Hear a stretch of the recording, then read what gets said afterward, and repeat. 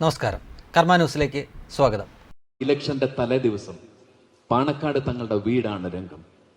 കേരളത്തിൽ മത്സരിക്കുന്ന എല്ലാ മുസ്ലിം സ്ഥാനാർത്ഥികളും വൈകിട്ട് തങ്ങളുടെ ചുറ്റുമിരിപ്പുണ്ട്.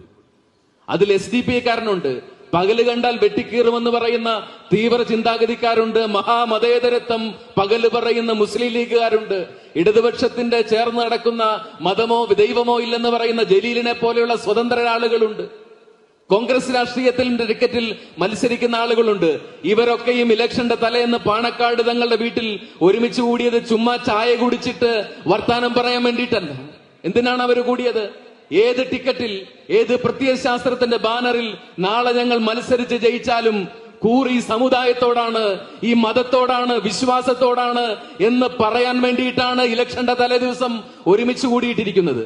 നിങ്ങളിപ്പോൾ കണ്ട വീഡിയോ അത് കേരളത്തിൽ കഴിഞ്ഞ നിയമസഭാ തെരഞ്ഞെടുപ്പിന് തൊട്ട് തലേന്ന് പാണക്കാട് തങ്ങളുടെ വീട്ടിൽ നടന്ന ഒരു മീറ്റിങ്ങിനെ പറ്റി ഒരു ക്രിസ്ത്യൻ പുരോഹിതൻ പറഞ്ഞ വാചകങ്ങളാണ് ആ വീഡിയോയിൽ നിങ്ങൾ കേട്ടത്. അദ്ദേഹം പറഞ്ഞ കാര്യങ്ങൾ എല്ലാ മലയാളികളും ശ്രദ്ധിക്കേണ്ട കാര്യം തന്നെയാണ്.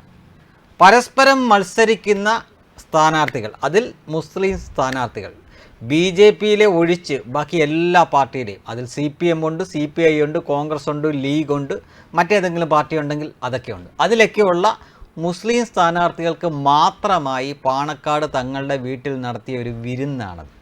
എന്തായിരിക്കും അതുകൊണ്ട് അവർ ലക്ഷ്യം വെച്ചത്, അല്ലെങ്കിൽ എന്തായിരിക്കും അവിടെ നടന്നിരിക്കുന്ന ചർച്ച?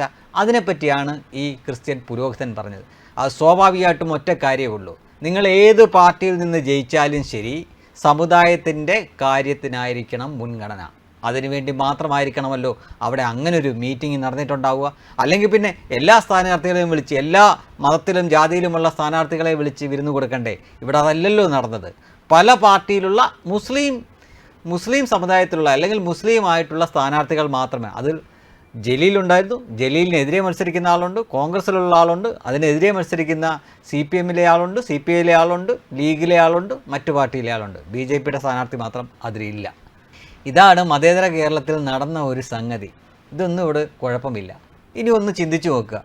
NSSൻ്റെ സെക്രട്ടറി ആയിട്ടിരിക്കുന്ന ആൾ സുകുമാരൻ നായർ, അദ്ദേഹം ഈ ഇലക്ഷന് തലേദിവസം നായന്മാരായിട്ടുള്ള സ്ഥാനാർത്ഥികളെ മാത്രം വിളിച്ച് പെരുന്നയിൽ ഒരു വിരുന്ന് കൊടുത്താൽ ഇവിടെ എത്ര ദിവസത്തോളം അത് വെച്ചിട്ട് ഇവിടുത്തെ മാധ്യമങ്ങൾ ചർച്ച നടത്തും എന്നൊന്ന് നിങ്ങൾ ചിന്തിച്ചു നോക്കുക. ഇതേ കാര്യം തന്നെ വെള്ളാപ്പള്ളി നടേശൻ കണിച്ചുകുളങ്ങരയിൽ അദ്ദേഹത്തിൻ്റെ ആസ്ഥാനത്ത് അല്ലെങ്കിൽ അദ്ദേഹത്തിൻ്റെ വീട്ടിൽ ഈഴവരായിട്ടുള്ള സ്ഥാനാർത്ഥികളെ മാത്രം വിളിച്ച്, അത് പല പാർട്ടിയിൽ മത്സരിക്കുന്നവരായിക്കോട്ടെ, അവരെ മാത്രം വിളിച്ച് ഇതുപോലൊരു വിരുന്ന് കൊടുത്താൽ എന്തായിരിക്കും അവസ്ഥ?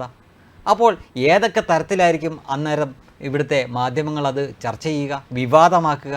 കണ്ടോ, ജാതി പറഞ്ഞു അല്ലെങ്കിൽ മതം പറഞ്ഞ് തങ്ങളുടെ കൂട്ടരെ മാത്രം വിളിച്ചുകൊണ്ട് ജയിച്ചാലും തോറ്റാലും നമ്മുടെ സമുദായത്തിന് വേണ്ടി വേണം പ്രവർത്തിക്കാൻ എന്നതായിരിക്കില്ലേ അവിടെ നടന്ന ചർച്ച എന്ന തരത്തിലൊക്കെ എത്ര ദിവസം ഇവിടെ വായിട്ടളച്ചേനെ ഇവരെല്ലാവരും കൂടി. പക്ഷേ എന്നിട്ടും ഇതുപോലൊരു ദൃശ്യം, ഇതുപോലെ ഒരു മതപുരോഹിതൻ വിളിച്ചു പറയുമ്പോൾ മാത്രമാണ് അതിനെപ്പറ്റി നിങ്ങളെപ്പോലുള്ളവർ പോലും അറിയുന്നത്, അല്ലെങ്കിൽ 4 പേര് അതിനെപ്പറ്റി അറിയുന്നത്. ഇവിടുത്തെ മാധ്യമങ്ങളൊന്നും ഇത് കൊടുക്കില്ല, കൊടുത്താലും അതിനെപ്പറ്റി അവർ ചർച്ച ചെയ്യില്ല. എന്തിനാണ് ഇങ്ങനെ ഒരു പ്രത്യേക കൂട്ടരെ മാത്രമായിട്ട് വിളിച്ചിരുത്തി ഇങ്ങനെ ചായ സൽക്കാരം നടത്തുന്നത് എന്നതിനെപ്പറ്റി പോലും അവർ ചർച്ച ചെയ്യില്ല. അപ്പോൾ ഇവിടെ ചില കൂട്ടർക്ക് മാത്രം ചില കാര്യങ്ങളിൽ എന്തുമാവാം, അവർക്ക് അതിരുവരമ്പുകളേ ഇല്ല. അവർക്ക് രാഷ്ട്രീയത്തിലുമാവാം, മതത്തിലുമാവാം, ഏതറ്റം വരെയും പോകാം എന്ന തരത്തിലാണ് ഇവിടുത്തെ കാര്യങ്ങളൊക്കെ വെച്ചിരിക്കുന്നത്. പക്ഷേ ആരെങ്കിലുമൊക്കെ ഇതൊക്കെ വിളിച്ച് പറഞ്ഞല്ലേ പറ്റൂ. അതുകൊണ്ട് തന്നെ അടുത്ത തെരഞ്ഞെടുപ്പ് വരികയാണ്. ഒരുപക്ഷെ ഇപ്പോൾ നിങ്ങൾ കണ്ട ഇതേ കാഴ്ച ഇനിയും ആവർത്തിക്കപ്പെട്ടേക്കാം. അത് പക്ഷേ പെരുന്നയിലാവില്ല, കണിച്ചുകുളങ്ങരയിലാവില്ല, ഇതേപോലെ പാണക്കാട് തങ്ങളുടെ വീട്ടിൽ തന്നെയാവും. പക്ഷേ എല്ലാവർക്കും അവിടെ ചെല്ലാൻ പറ്റില്ല. മുസ്ലിം സ്ഥാനാർത്ഥികൾ മാത്രം, അത് ഏത് പാർട്ടിയിലെ ആണെങ്കിലും പ്രശ്നമില്ല, ആവാം.